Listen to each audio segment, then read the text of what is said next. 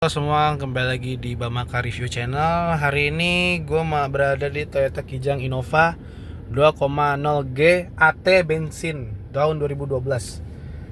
Ini yang model GNKI teman-teman, yang sebenarnya grillnya itu udah grillnya itu kayak grill Camry ya. Seperti itu teman-teman nih, seperti ini. Nah, itu grill Camry. Jadi di dalam sini gue mau ngebahas transmisinya ya teman-teman. Jujur ini adalah tipe G. Kalau kalian nggak tahu ini, kalau kalian boleh tahu, ini adalah tipe terlaris di zamannya teman-teman. G bensin maupun G diesel. Dan ini warnanya cukup bagus nih, warnanya warna gold. Dan ini warna yang sering gue temuin di jalan raya nih. Oke. Hari ini gue mau gue pengen review cara perpindahan matic menggunakan transmisi otomatis ini.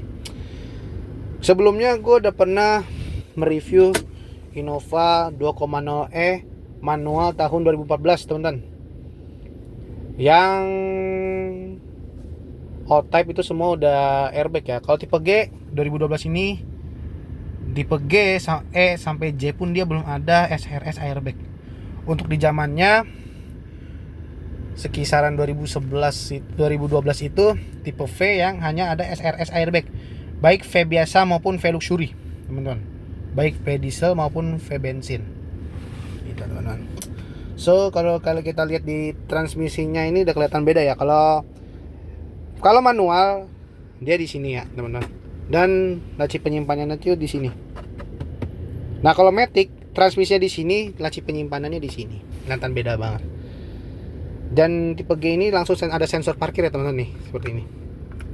Bunyinya langsung nih gitu kayak sensor parkir teman-teman tuh.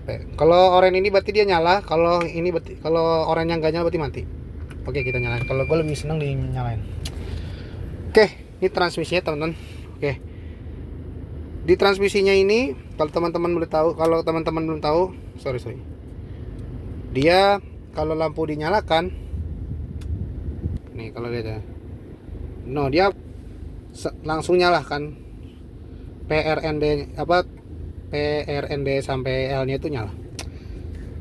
Oke, kita matikan. Dan kelihatan kalau tipe G itu dia ada transmisinya. Oke, daripada berlama-lama, sekarang kita langsung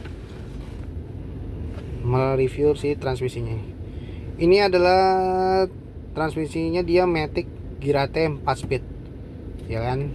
Ada shift lock-nya, jadi untuk memindahkan kalau misalnya nih parkir paralel, mobil dalam keadaan dimatikan tuh, kalau dimatikan tuh kan pindahin kalau nginjak rem susah kan, jadi nggak pindah seperti ini. Jadi dia pakai shift lock ini, jadi langsung bisa dipindahkan dalam keadaan posisi mobil mati. Tapi posisi mobil harus mati ya teman-teman kalau untuk shift lock ini. Kalau nyala ya pasti bisa. Oke. Kemudian kalau kita pindahkan, ini kita injak rem teman-teman. Nah, injak rem. Ini P ya, ini P itu parkir. Kalau R itu ada reverse, mundur. N itu netral. Jadi netral itu di keadaan kalau kalian sedang macet. Dalam keadaan kalian sedang macet kan biasa ada yang di D atau nggak di N. Jadi N ini berguna untuk di kemacetan. Biasanya sih langsung ini. Oke. Kalau kita pindahkan, kita sekarang coba langsung coba pindahkan pos ini.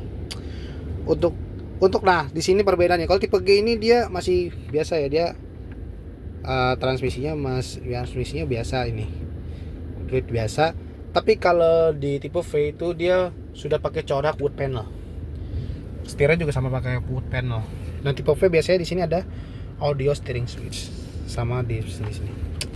So langsung kita coba. Nah jadi kalau kita pindahkan itu, coba kita pindahkan ke R. Kalau misalnya posisi sudah seperti ini, artinya kalian sudah siap untuk mundur. Dan di sini transmisinya pasti di tipe R, di R. Dan dia punya sensor parkir ya teman-teman. Nah seperti itu. Nih suara sensor parkirnya. Kemudian kita ke ini, kita udah di R, kita sekarang ke N.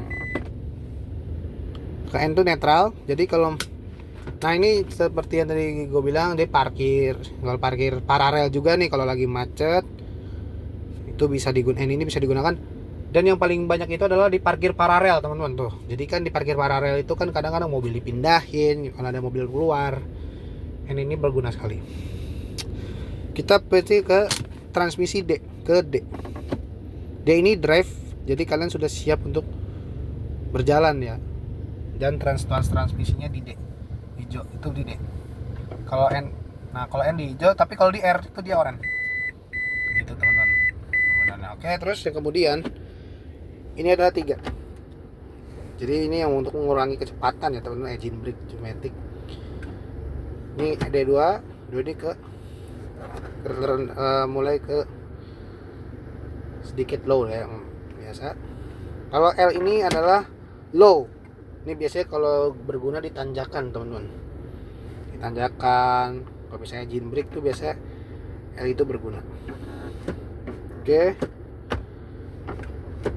Ini kita memindahkan.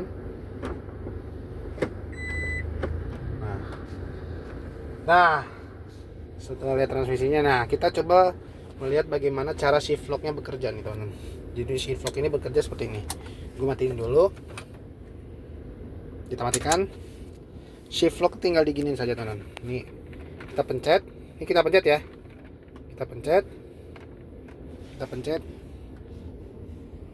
Baru transmisi di pindahkan ke N. Di netral. Jadi mobil bisa dimaju mundurkan. Tapi dalam kondisi handbrake seperti ini teman-teman, harus seperti ini. Padahal kalau begini ya sama aja, lo nggak bisa jalan mobil ini teman-teman gitu. Oke teman-teman, mungkin sekian saja video saya mengenai Toyota Innova ini, transmisi dari Toyota Kijang Innova ini. Mohon maaf bila ada salah-salah kata, dan untuk link review di Innova 2.0 akan saya taruh di description YouTube. Terima kasih teman-teman.